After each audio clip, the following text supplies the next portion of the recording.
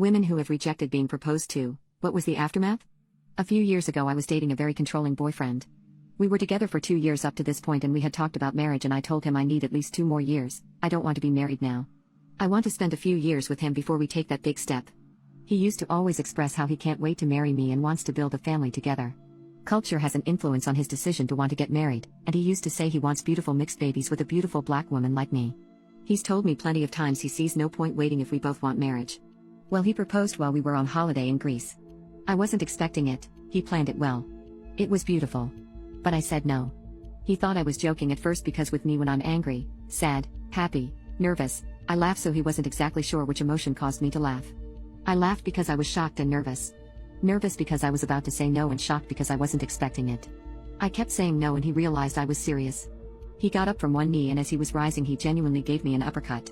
He walked off and got a flight home that very day. I was sad, I felt violated and disrespected. We lived together at the time, so I was scared to go back into my apartment when I got a flight home the next day. I found his stuff missing, a note taped to the fridge claiming he still loves me, but since he can't be with me, he will love me from a distance, and he's moving back into his parents. Hence began the next year of stalking from him. I never got any peace and quiet. Constant calls and updates, seeing his car parked next to the restaurant if I went on a date with a guy and so on. I started collecting evidence for a restraining order. It all culminated about 10 months after the breakup. He showed up at my door intoxicated, with a knife. He barged his way in. That is when he decided to rope me at knife point.